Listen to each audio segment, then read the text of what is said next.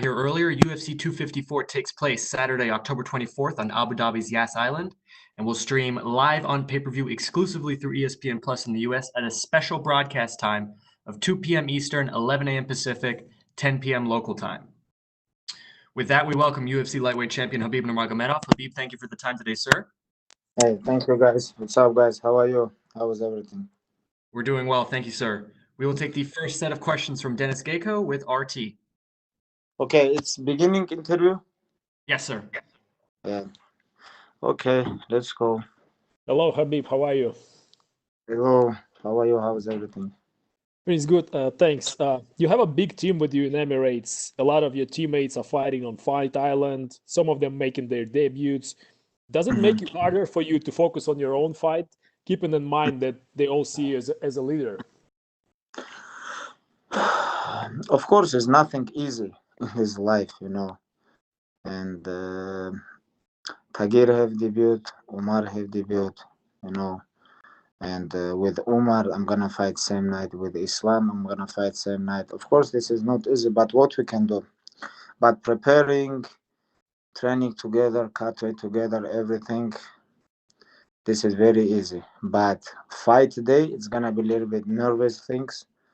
But what we can do, this sport is not easy. And if you wanna be champion, you have to take risk. You have to take everything what you can, and then you can become success and become champ. The last time you fought in Emirates, your father was with you in your camp. How difficult is it for you to prepare to the fight without him and knowing that he's not going to be in your corner? I don't understand when people ask me how difficult for you train without father. Of course, this is difficult. I don't understand why you guys keep asking me this. This is very difficult. What do you think? You have your father? Yeah, of course. Do you have father? Yes, I do. Yes. If something happened with him, what do you think? It's gonna be difficult for you or easy? Yeah, obviously it's very difficult. Yes, I'm human too. Of course, it is very difficult. Justin compared the fight between you two with a chess match. Do you think you're a better chess player when it comes to fight strategy? I don't think it's gonna be chess match. I think my fighting IQ is much better than Justin Gaethje. He's just tough guy. He like fighting. He like blood. You know, he's like real warrior. But when we talk about fighting IQ, I think is my fighting IQ is much better than he have. You know, and I think what have Justin? He have very good coach. This is my opinion. He have great coach. Like even if you can watch his last fight when he fight with Tony Ferguson, how he cornered him. I think his name is Matt Wyman. Or yeah, Matt Wyman, I think. And he gave him very good advice. I think he have very good and very great coach. And of course, Justin can fight. He can go deep, and he have heart. But if you talk about like fighting IQ, I think I have much better than him. The last question for me. Fighters usually don't like to give predictions before they fight, but sometimes you say exactly what you're going to do. And I mean corner fight, because you said exactly what you're going to do and you did exactly that, how it played out. Can you give us prediction for this fight? Yeah, like nothing changed. I'm gonna try wrestling with him. If you're gonna defense, if you're gonna defend my takedown one time, I'm gonna try second, third. I'm gonna try 100 times. And of course, I'm gonna box with him. I'm gonna kick with him. And it's gonna be kickboxing and wrestling like mix. And my goal is make him tired.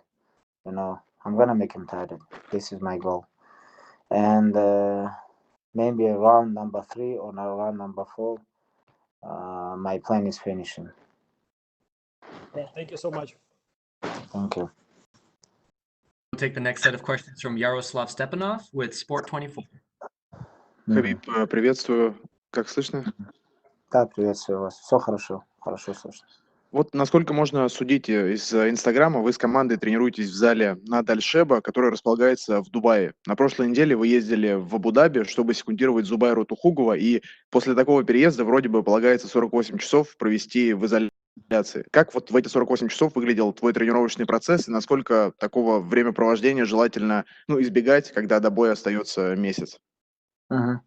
Не, ну смотрите, у меня в номере были маты, у меня в номере была беговая дорожка, у меня большой номер был велик, была груша, потом скакалка. Я нормально тренировался. Вы знаете, я этим занимаюсь всю свою жизнь. Всю свою жизнь я этим занимаюсь, и я знаю, какие дни на что нужно давить. Эти дни, которые я был в Абу-Даби 2 дня, я больше на качку давил, больше индивидуально работал. Прилетел сюда и обратно в Дубай. И в Дубае то же самое. Тренировки только уже на другое начал давить, больше спарринг, больше схватки. Насчет, ну смотрите, мы здесь тренируемся, нас принял наследный принц Дубая, мы тренируемся в его резиденции, и каждые 48 часов нас тестируют. Сколько мы уже здесь? Уже, получается, 20 дней, 20 дней, я где-то уже 12 раз тест дал. Не только я, вся команда. Мы каждый день, каждые там 1,5-2 сутки сдаем тест, нас постоянно тестируют.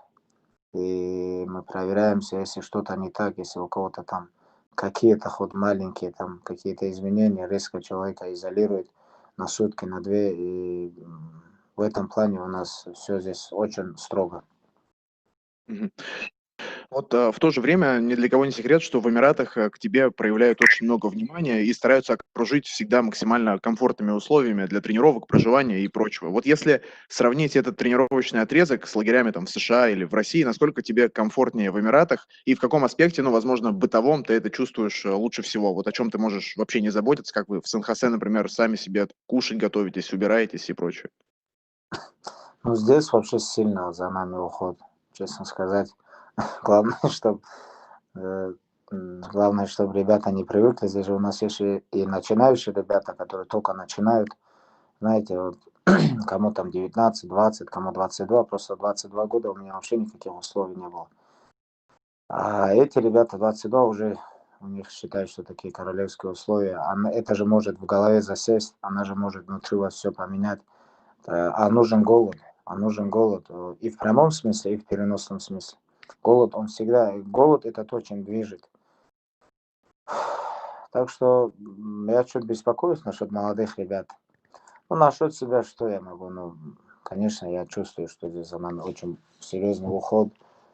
И готовят, и стирают, как говорится. И в этом плане очень серьезно здесь.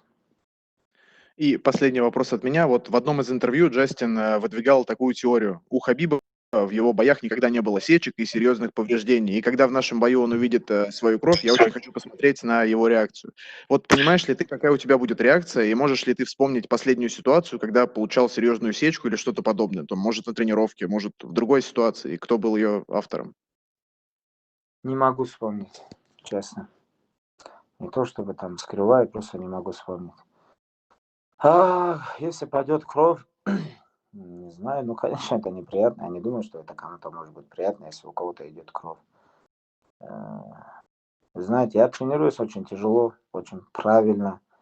Я делаю все, что нужно, чтобы мой бойцовский стиль приносил наибольший вред моему сопернику. Точнее, чтобы я, нанося вред и ущерб сопернику, мог сохранить себя. Так что не знаю даже, как на этот вопрос ответить. Пойдет кровь, пойдет, что теперь делать? Я же не первый человек, у кого кровь там идет, или кровь пойдет. Не знаю даже, как на это реагировать. Я вообще стараюсь вообще не реагировать и не пускать себе в голову там то, что говорят мои соперники. Говорят, что теперь делать. Самое главное, что когда клетка закроется, чтобы мы были готовы. Но я бы не хотел, чтобы у меня кровь шла. Не знаю. Если он хочет, мы ему пустим кровь. Но я не хочу, чтобы у меня кровь шла. Все, понял. Спасибо. Всего хорошего. Спасибо. We will take the next set of questions from Mark Raimondi with ESPN. Hey, Khabib, thank you for taking the time out, man. Hi, how are you? I'm very good. This may not completely apply to you because I think you've won every single round in the UFC. But what are your thoughts on judging and scoring in MMA? What I think? Yeah, do you think it's good? Do you think there are issues? I think sometimes it's good, sometimes no. You know, I think we have to put on George like guys who fighting, who have experience inside the cage. You know, it's my opinion. You know, but I don't know. Maybe if it's gonna be like 3 judges and all wrestlers, maybe they're gonna score more wrestling skills. Or if we put only striking guys, maybe they're gonna score only striking skills, you know. But I don't know, you know, like honestly, I don't know what we can do. But only one thing I know, we can't give chance referee who never compete in MMA. This is my opinion, you know. You know, this is very dangerous because guys working so hard all this life and he can win, but some judges think different who never compete in this sport, and he can kill his career, you know. And this is my opinion. Every fight, the referee comes in the back and explains, these are the rules, this is what's illegal, that type of thing. Has anyone ever explained to you, hey, this is what the judges are looking for, this is what the judges are, they're scoring the fight? Has anyone ever actually come to you, like a commissioned person, about that? They always before every fight they come. Before every fight they come. Oh, I'm gonna be your referee, and they explain like some rules. And always I have one question for this, guys: when and how you can stop fight?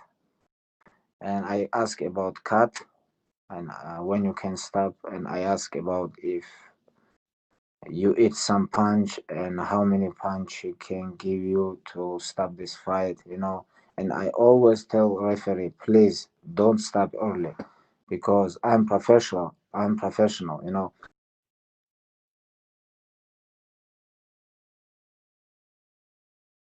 And I take the risk. Please don't stop this fight early if something happens, because this is MMA. One crazy punch or one crazy kick can change everything. And I before every fight I told my referees, please don't stop this fight early. And do they ever explain to you judging too, like how the fight will be scored, how the judges will look at it? No, they always explain as only rules. Right. Yeah, judges never come. Referee come. Referee always come. Do I you think never see judges. I never see in my life. I never see judges in UFC. I don't even know how they look. the judges should be more more public, like explain what they're looking at more?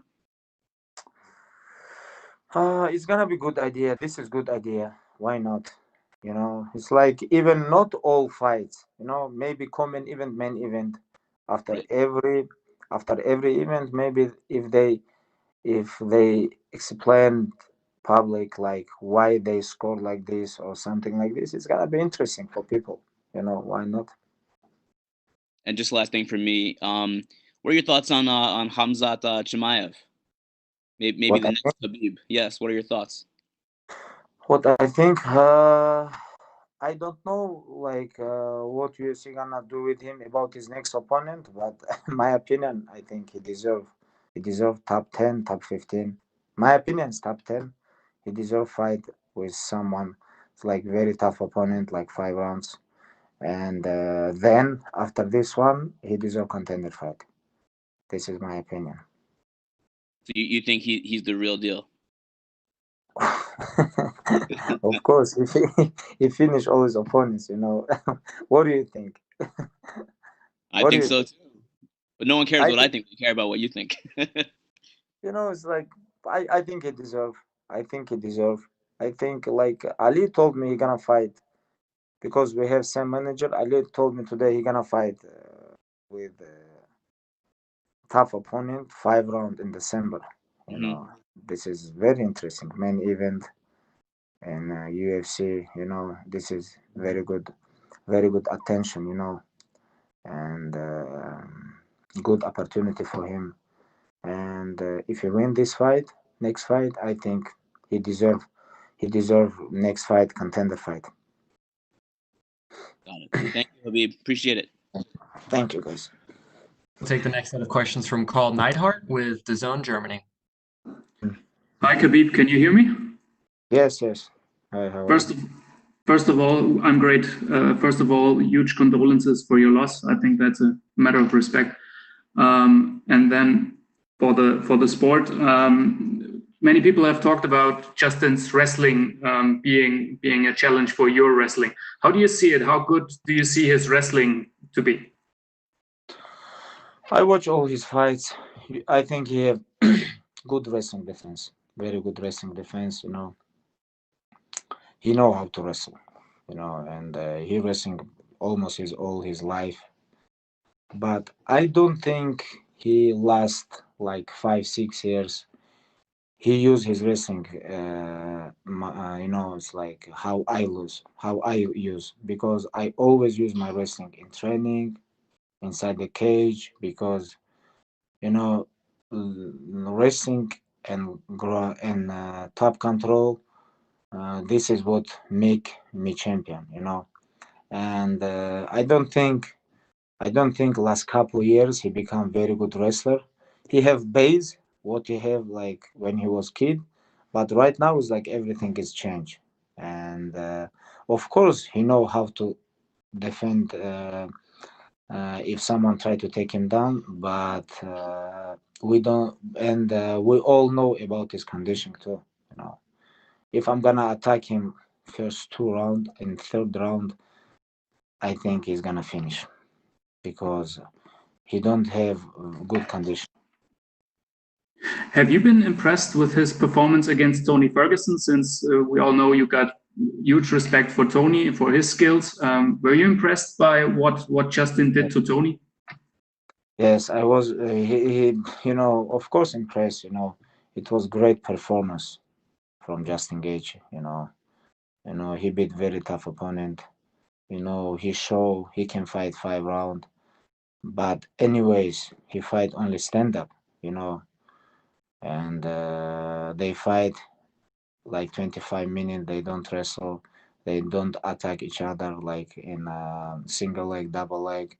It was like only striking match, kickboxing match.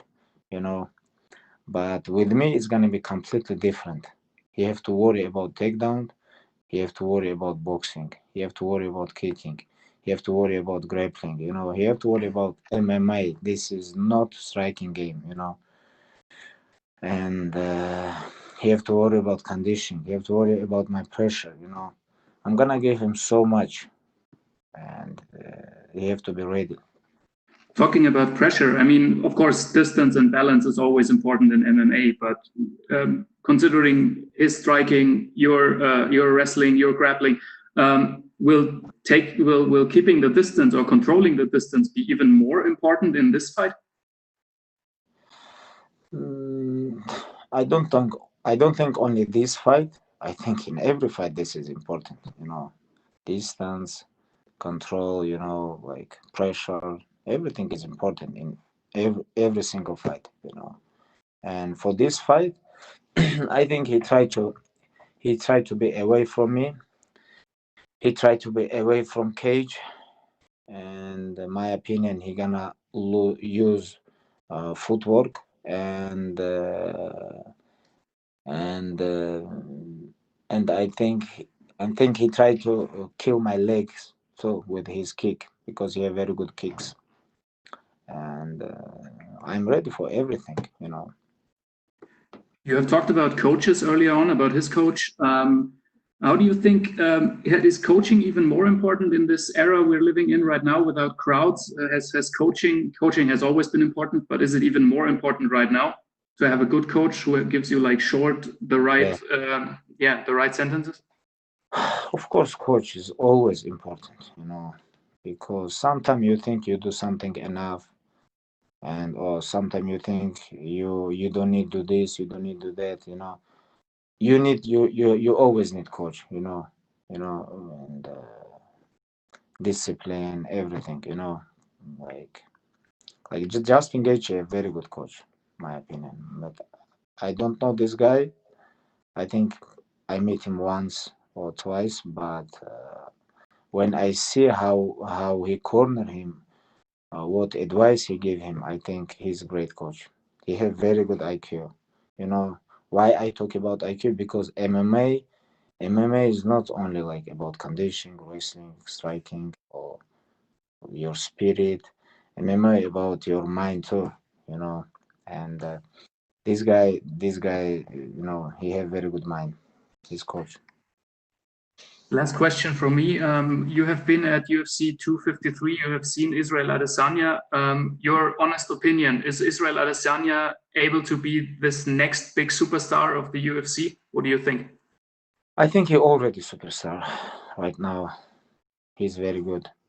Like he undefeated, 20-0. He beat a lot of tough guys. He beat Gastelum, Whitaker, Costa. It's like he defended his title twice or three times or two times. Two times, I guess. Yeah, two times. Like he already big star. Thank you very much, Khabib. Thank you. We will take the next set of questions from Vadim Tikhomarov with Match TV. Мгм. Хабиб, здравствуйте, меня слышно? Да, слушай. Рад вас видеть. Хабиб, первый вопрос от меня. Вот мы, как журналисты, тоже очень любили общаться с вашим отцом, и я вам действительно соболезную, его нам всем не хватает. Скажите, пожалуйста, успел ли он что-либо вам сказать о Джастине Гейдже, еще когда был здоров, потому что понятно было, что когда-либо ваши с ним пути могли бы пересечься, и потенциально он мог быть вашим соперником. То есть была ли какая-то оценка от Абдулманапа? Да, мы общались. Но мы много не обсуждали. Мы обсуждали топ-10. Я даже помню, отец тогда еще далеко было нам, о нашем бое.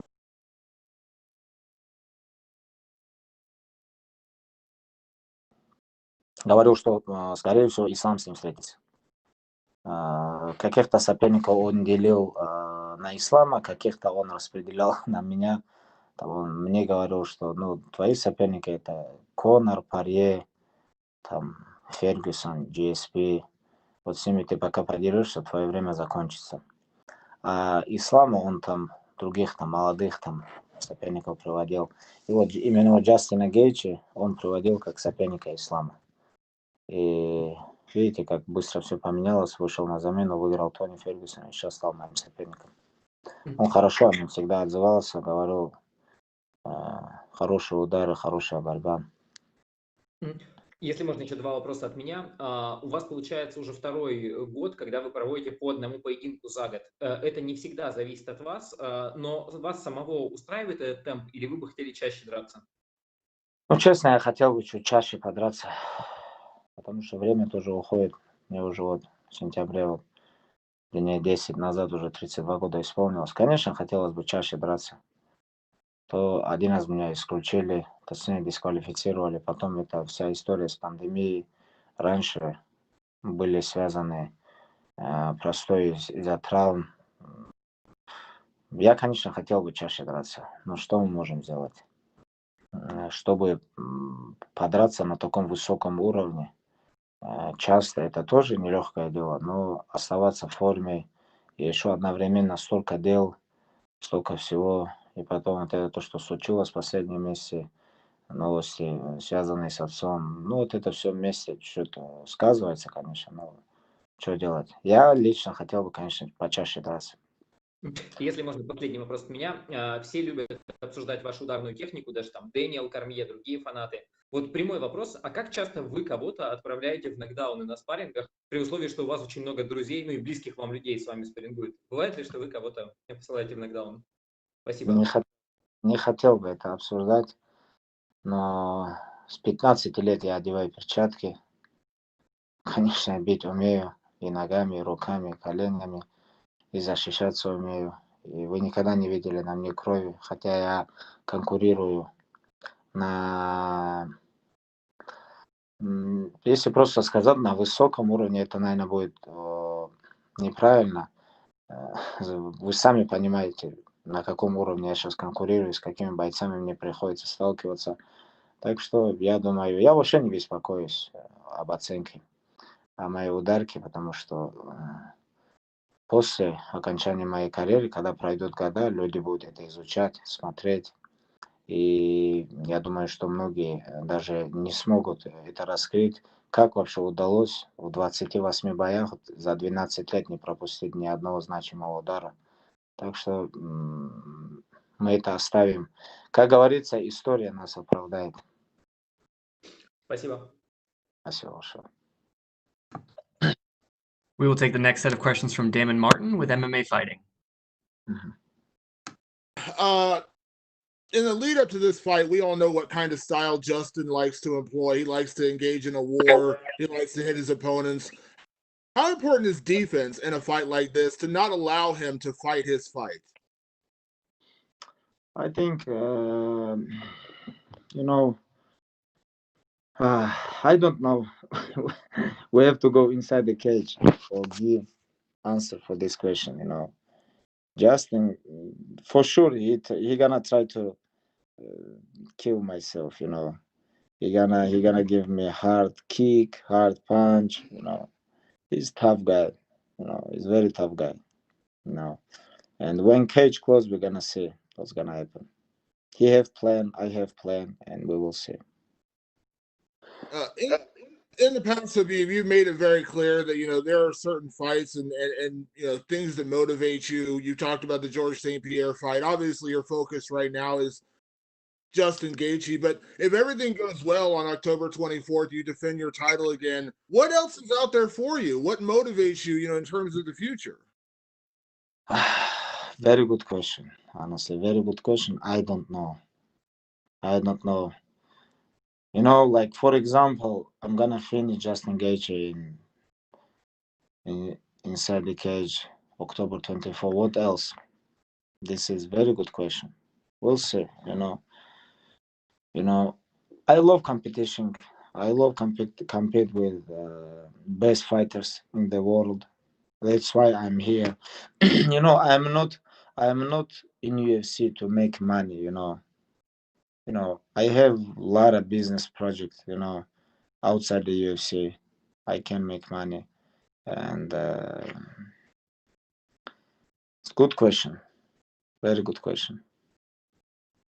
You've talked about retirement before. Is that something that is potentially on the table?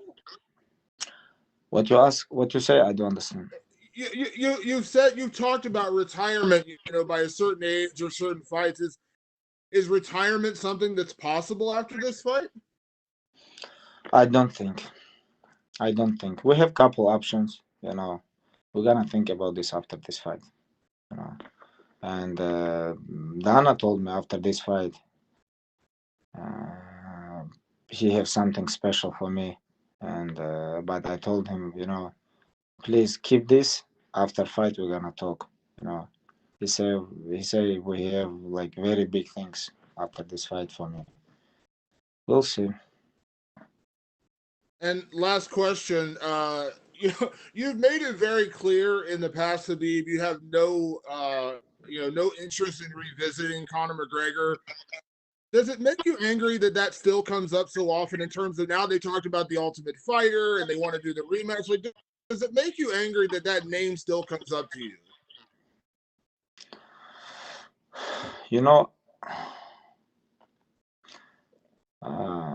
Right now I'm focused on Justin Gaethje, October 24. I'm focused on him. I don't wanna underestimate this guy. Justin is a very tough opponent, very tough guy. And he follow his dream. He's very hungry.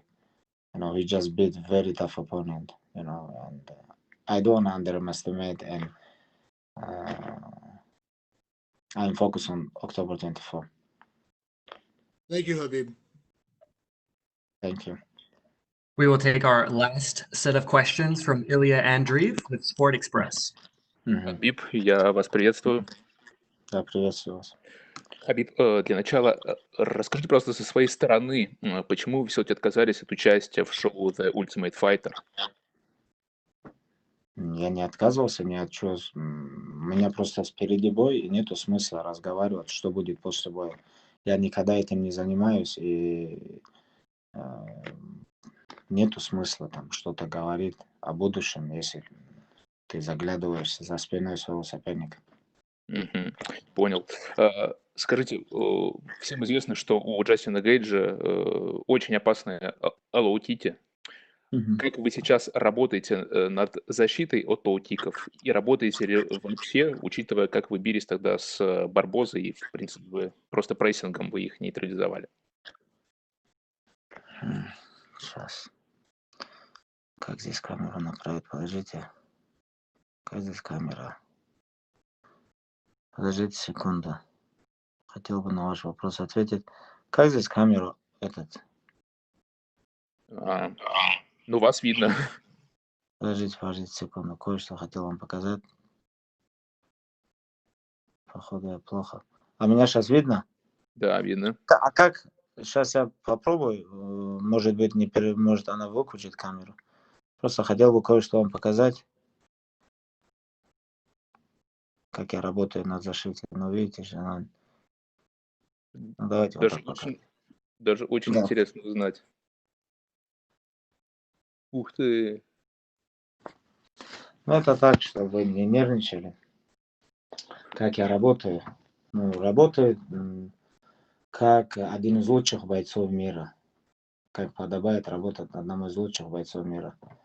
И так что моя эта нога должна быть к 24 октября уже стальная внутри клетки. И кто занимается ее, так скажем, набитием? Обработкой. Ну да. Ну, вся команда. Очень много людей на меня работает. И так что в этом плане я просто хочу, чтобы вы поняли, что я полностью отдаю себе.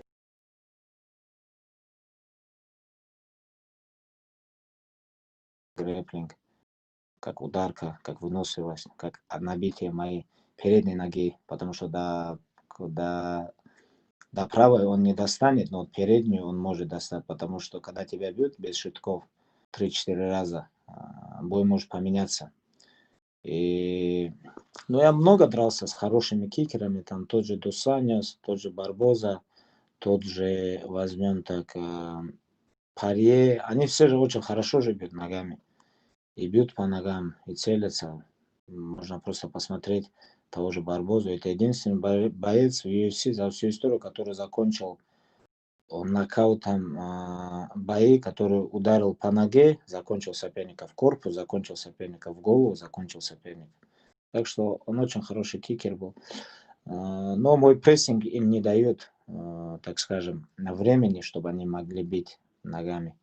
И в этом бою то же самое будет. Но все может быть. Я готовлюсь. Я всегда готовлюсь под сильные стороны своего соперника. И этот бой не исключение. А кто в вашем лагере больше всех по стилистике похож на Джастина Гэджа? Я думаю, что Мавлидин Хайбулаев. Здесь Шарип, Зайнуков, Гаджи Рабаданов. Они на меня свежие каждый раунд, каждый день нападают, так скажем. И есть пару ударников. Есть Усман Нурмагомедов. Вы сами видели крайний его бой, что он сделал соперником. Что он делал соперником ногой, передней его ногой. Усман очень хорошо бьет лоу-кик. Так что очень много людей со мной здесь работает. Но Ислам левша, и Исламу тоже нужен левша.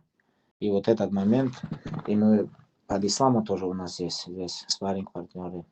Так что вся работа идет на нас, на Ислама, на меня, на Умара, Тагира подготовка. Вот завтра крайние его спарринги будет, и все. И он уже в воскресенье уже на остров улетит в Абу-Даби. Уже он в очень хорошей форме. Так что на нас, на четверых, работает 20 человек. и подготовка идет очень хорошо.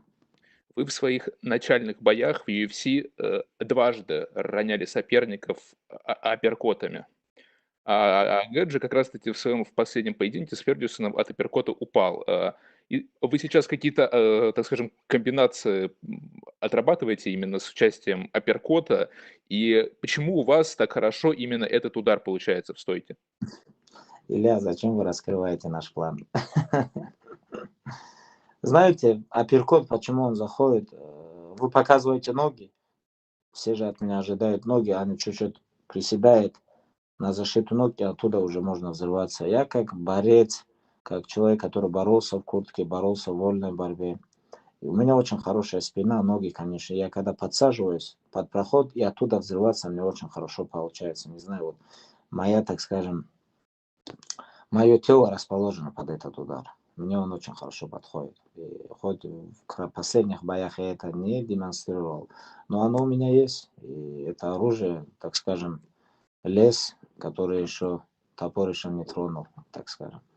И я могу левой ударить, могу правой оверхенд ударить, могу джебами поработать, могу ударить ногой, могу защищаться, могу атаковать, могу взять ногу с ноги побороться, корпус с корпуса побороться.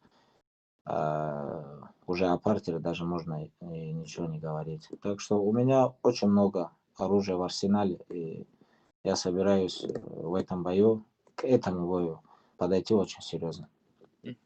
Вот поединок с Парье, он чем был, на мой взгляд, уникален для вас? Это тем, что вы атаковали его в партере сабмишинами, то есть вы хотели его финишировать, то есть не ground and pound. Это что означает? Это вы, так скажем, под соперника так подстраивались, или это значит, что Хабиб просто изменился?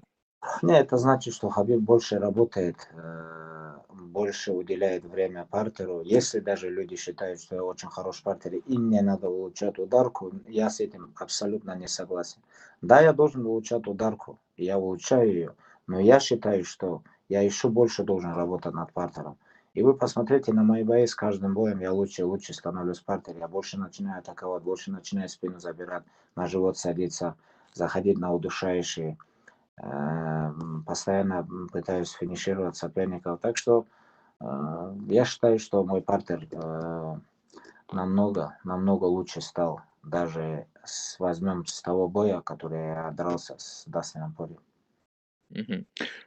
Как думаете, каким сабмишином Агэджи будет легче всего победить? Ну, у меня еще есть хорошая гильотина, которую я делаю левой рукой. Не знаю, удастся ли или нет, получится или нет, но на тренировках я очень хорошо делаю. Также у меня очень хорошая кимура. Если я сяду на соперника на живот, я громлю его, так скажем, локтями, а если он мне даст спину, я его сзади могу задушить. Но у меня много таких приемов в арсенале, так мне очень интересно их пробовать всех. Я еще полностью не раскрылся в UFC, потому что я знаю, на что я способен. Ну, хотелось бы, наверное, гильотину сделать. В третьем раунде полностью его перебить в стойке, заставить устать, перевести, чуть-чуть ground and pound дать. Потом, когда он встанет уставший, прижать к сетке, затянуть вниз и сделать, накинуть гильотину и задушить его. По поводу боя Зубайра Тухугова, что скажете о судейском решении и что говорили Зубайре после второго раунда? Ну, я Зубе сказал, что могут в любую сторону дать оба раунда. Ну, первый раунд я Зубе отдал.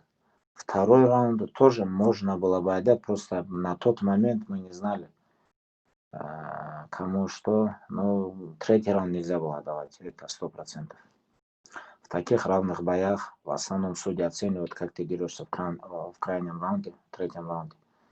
Нельзя было отдавать, но сейчас, что говорить, не хочу там говорить там о каких-то проблемах, там, как говорится, оправдываться. Ну, что есть, то есть, что получилось, то получилось. Уже ничего не вернешь, значит, так надо было. Я бы хотел, чтобы Зуба подрался в январе. Сейчас месяц отдохнет, приедет домой, где-то в середине ноября начнет тренировку. Не хочу, чтобы он застаивался, простаивал. Ему надо подраться в январе. Это мое мнение, вернуться, выиграть.